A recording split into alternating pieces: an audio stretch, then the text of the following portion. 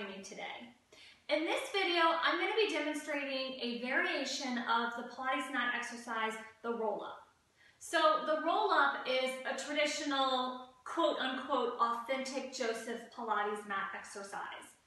And I've actually done a separate video tutorial on the roll-up, so I'll be sure to put a link to that post. It'll have some information on it and the video in this video, and also listed in the description that you'll find below this video.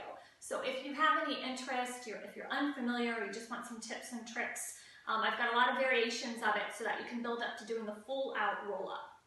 So just like in the traditional full roll-up, in this variation, we will continue to work from our deep transverse abdominis muscle as well as the more superficial rectus abdominis muscle, but this version is going to start to target more specifically into the obliques, so our inner and outer obliques. And I find that most of my clients discover that this version is more challenging for them than a traditional roll-up. So I really like for them to get very comfortable with the roll-up and to be able to perform it with straight legs throughout the entire exercise before adding in this oblique variation. There is a way we can do this oblique variation with bent knees, and I'll try to remember to show that to you at the end of the video, but I really do prefer to do this exercise full out. So I'm going to demonstrate that. Let's get started. I'm going to start laying down as if I were to do a traditional roll-up so that I can show you the difference. So what that means is I'm going to be laying down and I'm going to have my feet in a small V with the heels glued together, and everything is in the midline of my body. So if like I'm laying on a straight line here, it's going to come through the crown of the head, my nose, my navel, my pubic bone, and then right up in between the balls of my feet. Okay. From there, to do this oblique version, we're going to take things a bit asymmetrical, and that's going to help us draw into the side of the body. So I'm going to take my left leg and scoot it over just a few inches to the left. So I'm opening it out away from midline, and now my right leg's going to come on top and cross. So I've got crisscrossed legs. And as I perform this, I'm going to start heading in the direction to the outside of my crossed legs, and that's really going to draw deeply into the side of the body. So the arms begin to float overhead, and I only want to take them to a point where I can continue to close the ribs down and stay connected into my torso. So if I were to let them flop and go all the way back, you can see I'm going to pop my chest here. I don't want to do that. I want lots of control through the torso. So for me, my arms are going to come to about this level, a few inches off of the mat.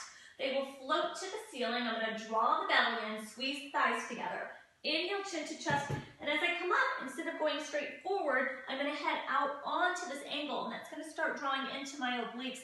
I want to continue really scooping and hollowing the belly out, and then you reach far to the outside. It doesn't matter how far you go, you're taking it to a place where you have stretch, and you want to continue staying lifted and supported. You don't want to flop into the legs. So likewise, I'm going to come down with a full breath, and it's almost like there's a hand here squeezing and pulling me back. I'm going to start back on this diagonal to feel the obliques, and then I'm going to finish centering myself onto the mat. So I begin and end the position with a centered symmetrical posture from the waist up, out through the crown of the head and the arms, and then I'm on a diagonal from the waist down. So let's do that a little more fluidly. We're going to do it in a full breath up and a full breath down. Arms, inhale, chin to chest. I'm going to exhale as I press forward, shoulders draw down, tummy is tight. Squeeze the thighs and take a full breath, beginning on the diagonal and then straightening out the upper body. Inhale, chin to chest. Exhale, reach, stretch, squeeze the stomach, and then down with control. Let's try just one more. I usually do about 5 or 6 of these to each side. And reach and stretch. You get a lovely hamstring stretch here. You may even get some lengthening and release through the back if that area is tight for you. And then coming down. So you would repeat 4, 5, 6 on one side, and then you would mirror that on the other side. So the right leg would open, left leg, and then you would be coming and reaching to the far side, and then coming all the way down. So let's talk about a bent knee version. What I would do for a bent knee version is open up that left leg away from midline like we talked about, and then cross, like you're sitting cross-legged. If this is an okay position for you. If you're not able to cross-leg, if that leg cannot come across midline that much, then you could do this with the legs side by side, but you're less likely to get as deeply into your obliques. So if you can cross the legs, then that would be preferable. And then you're gonna come up with your inhale, and then the legs will slide. So these kind of act as a counterweight to help pull you up. And then you stretch, and then if you needed to, you would come back down and then relax. So it's possible to do it like this. I don't love this version. I prefer doing it with the straight legs the whole time. I think it's a much better workout. And I think if you're needing a whole lot of assistance to get into that exercise, then it's probably a good idea just to go ahead and revisit your traditional mat roll-up exercise until you can comfortably do the full thing with long arms, long legs, tight tummy. Should never have any back pain or discomfort with any variation of any Pilates exercise.